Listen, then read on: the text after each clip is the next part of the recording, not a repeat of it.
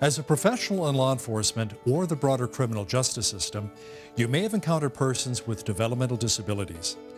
Statistics show this is a group of people that is becoming overly represented as victims of crime, as suspects, and as offenders.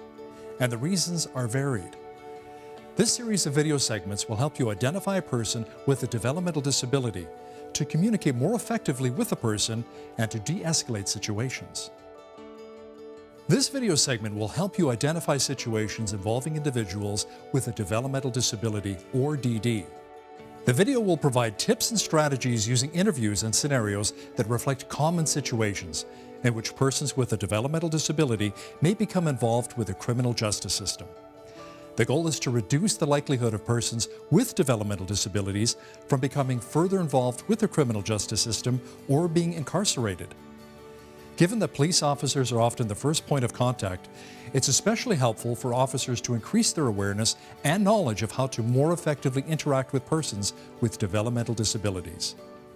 Other professionals that would benefit from this information include those working in the courts, probation and parole, and correctional institutions across both the adult and youth justice systems. At the end of this video, we will list resources available to further build knowledge and understanding.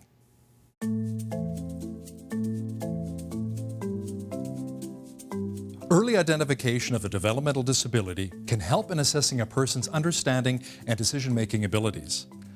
Someone with a developmental disability may look like anyone else, not self-identify as having developmental disability, be a witness, victim, suspect, or an offender, and could exhibit questionable behavior due to any number of factors: medication, illness, injury, experience of abuse, trauma, environmental factors, and more.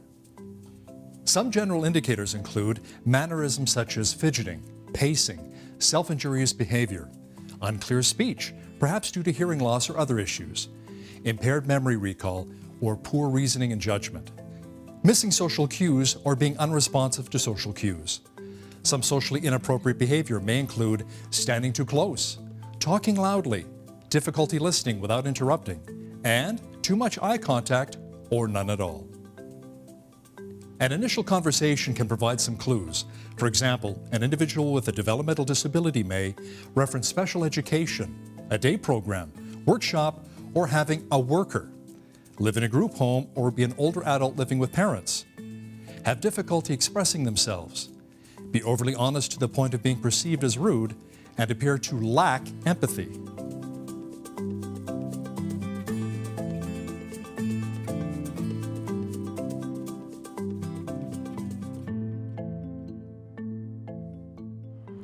Hey, how you doing?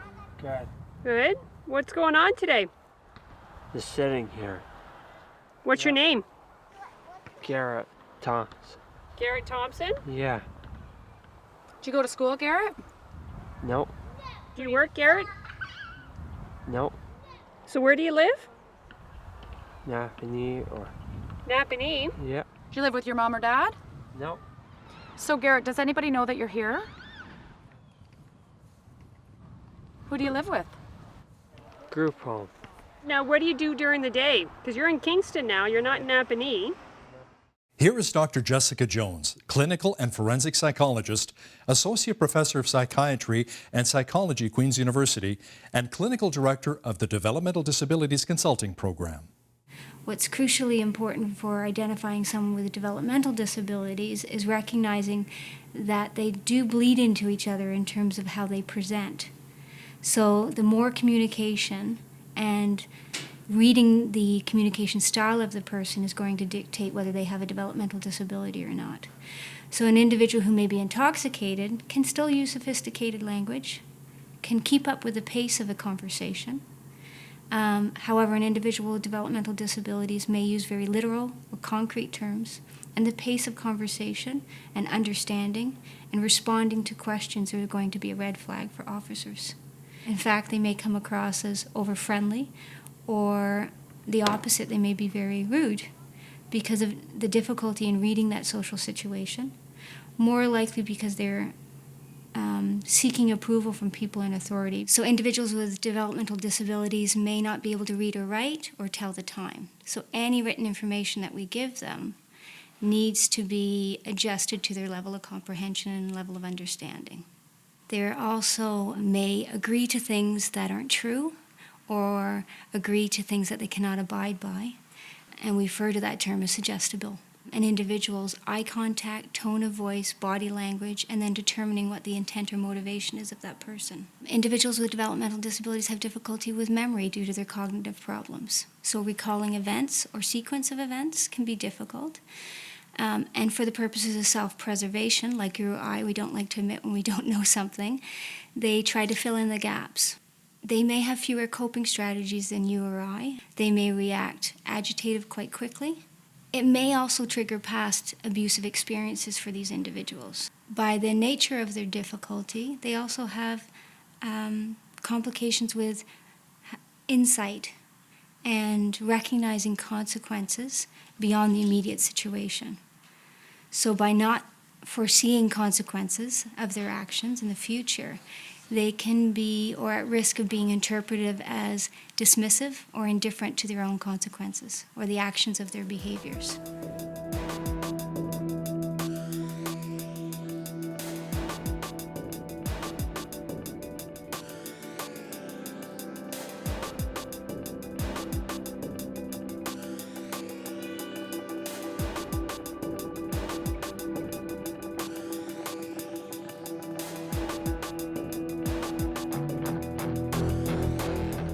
In cases where a person with a developmental disability is a victim, the individual may exhibit behaviors such as being eager to please, being easily influenced, targeted, or victimized, believing the perpetrator is their friend or boyfriend or girlfriend, believe that the way they have been treated is appropriate, be less able or likely to report being victimized, be unaware of the seriousness or danger of a situation, not be considered a credible witness, even in situations where they're competent to provide evidence and their testimony is truthful, be unaware of their rights and believe that the way they have been treated is appropriate. So Alana, we're here to talk about what happened. So obviously we've come in to speak to you because there was an incident that police had to get involved in. So can you tell me the best you can about what happened? My friend took my money out of my purse. Okay. Do you remember what happened afterwards? Not really. No, not really? Okay. And where did this happen? At the cat center at the food cart. Okay. Can you tell me maybe what time of the day this happened? It was in the morning at the cat center. Okay. At the food court. Okay. How much money was taken from your purse? Just $20. Just $20? Yeah. Okay. Do you have any sort of dates in mind? Nope. No? Anything that you can remember that might have happened close to this? No. No? Okay. Would you say it was within the last month? I don't know. So Alana, this friend that took the money from your purse, can you give me their name? No. No? How come you can't give me their name? Because I want to keep my friend's name to myself. Okay. I don't want to get her in trouble, that's all. Okay. And you're worried about what the police maybe would do? Yes. Could you describe this person to me? Not really. Don't know. Not really? Okay. Was it a boy or was it a girl? It's a girl. Okay. Female. Did you tell anybody else about this happening? I told my friend Catherine about my friend. Okay. And what exactly did you tell Catherine? I just told her that my friend took $20 out of my purse. Okay. I don't know what for. Okay. Did you tell Catherine who this person was? No, I didn't. No? Did you maybe, you didn't give her a name or anything, I did didn't you? give her the name Okay. of my friend. Is there anybody other than Catherine that you might have told about this? Not really. Not really? Okay. What did Catherine say after you told her? Catherine told me I should went and told the police, but I told her I didn't want to tell the police.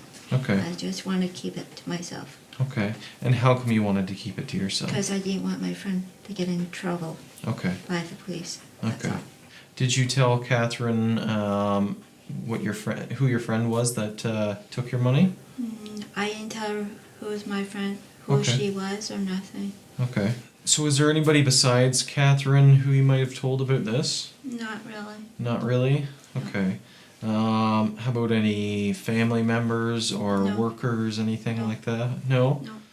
At any stage, if you think that an individual may have a developmental disability, it is important to ask them if they have a support worker. And when you do recognize that a victim, witness, suspect, or offender may have a developmental disability, then offer to have a support person present during the interview. This person should help provide insights and a calming influence. You may also want to consider contacting internal agency support, such as mental health or vulnerable persons unit. Garrett, are you in a program? Yep. What program are you in?